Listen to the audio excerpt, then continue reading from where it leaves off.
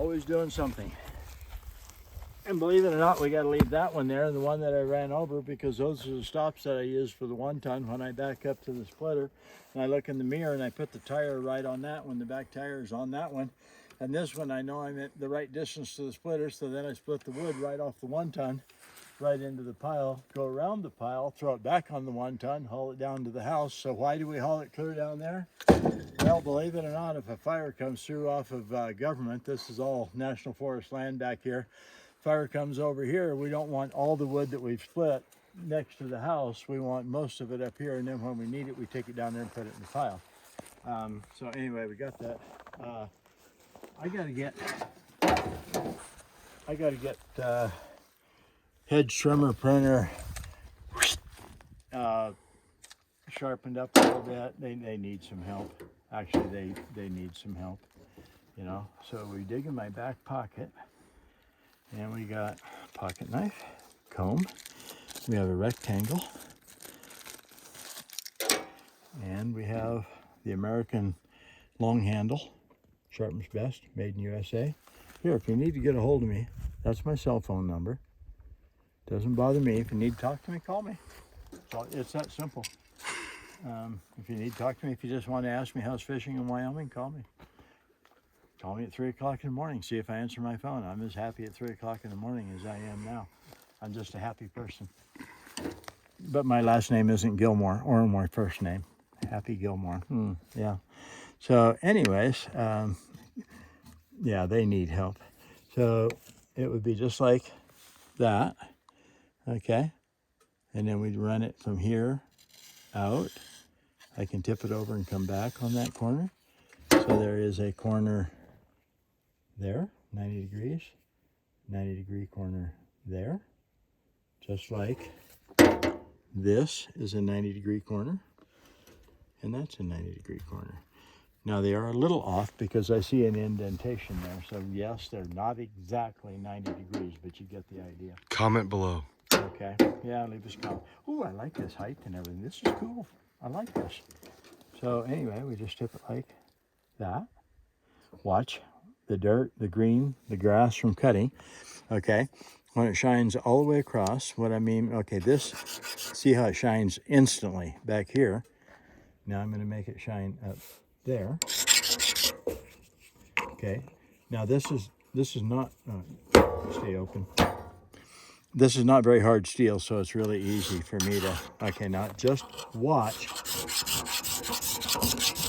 and you'll see it shine all the way across when I'm matching the bevel. I'll come back here, lighten up on it, push down on it, lighten up on it, push down on it, lighten up. Okay, and because it is soft, it won't hold an edge very long, but it's really easy to cut, to sharpen. Then just pull it out, go right on down here like this. All right, you can see all the metal. I actually want and need to cut some serious metal off the blade. Just like that, come out here like that. And the sharpening on them leaves, from the factory, leaves little grooves. And actually I like that because the grass gets caught in those little grooves. So just like that. Ooh, that bites pretty good already. So we'll do just a little more here. Back this way. I love the tailgate height on everything here. And just like that, like this. And I can see exactly what I'm doing. I can sculpt that blade as if I am a brass, bronze sculptor. And come back here, do this, like that. Okay, now we turn it around. This side's probably going to be more difficult. I'm going to set it up here and prop that open. Come back at me. And I see whoever ground this made it kind of an arc, so that does make it a little bit more difficult, but not much. So I lift it up, go forwards, push down, lift it up, you know, just like that. This way. And I hope the video is catching the way it shines pretty much all the way across. I actually have to manipulate the sharpener just a little bit because that is a little bit convex. Okay, it's not flat or concave. It's a little convex, but you don't want to cheat and come down here, because the next thing you know, you're just going to keep changing that angle. So to do it right, you actually have to stay back here and make more of an angle out of it instead of just working on the cutting edge, because you won't like the outcome after a while. If you don't do it right, you'll change the angle and then it's not a good deal. So just like that, and here like that. See all the sparklies? Okay, that's metal off the blade. It's impossible to sharpen an object without taking metal off the blade. I don't care what you do, I don't care anything. If you don't take some metal off the blade, you cannot sharpen a blade.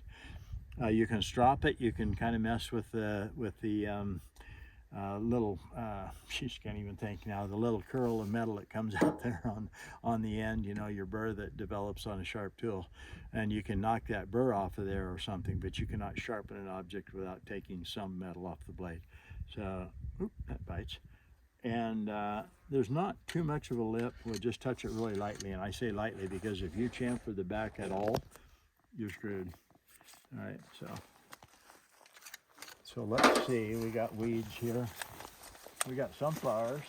They're kind of thick.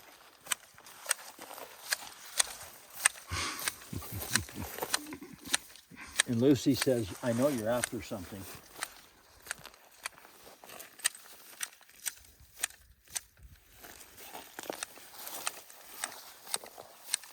Well, it's not just bending the grass over, that's good. It's actually cutting like it's supposed to. It wouldn't take you very long to cut quite a bit of grass.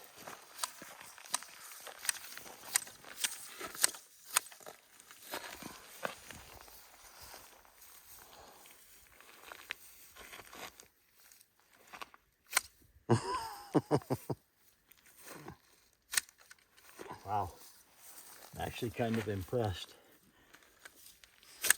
This is Brad Buckner, sharpensbest.com, sharpensbest.com.